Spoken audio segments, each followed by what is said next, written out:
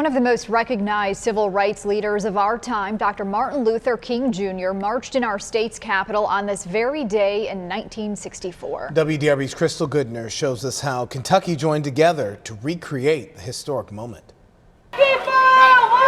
Today, thousands stepped back in time to commemorate a day in March. 60 years ago, when on this very path, freedom fighters like Dr. Martin Luther King Jr., Senator Georgia Davis Powers, and baseball legend Jackie Robinson marched with a crowd of 10,000 towards Kentucky's capital as a symbol of marching towards justice. In Montgomery County, NAACP was here in 1964, and 60 years later, I am here. This event attracted people from the neighborhood, lawmakers, activists, community leaders, and the next generation. While we have made a lot of progress since Dr. King marched on Frankfort, we have a lot of work to do and a lot of harm to stop. State Senator Gerald Neal reflected on how Kentucky led the charge decades ago.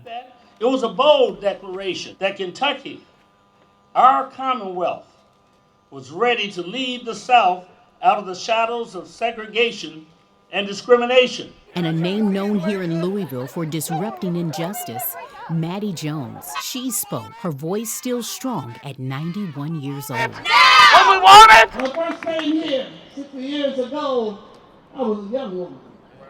But God has blessed me now to be in the old generation. Kentucky State University's choir serenaded the setting, just as they did back then. And one participant wore clothes reminiscent of that cold, rainy day in March so long ago.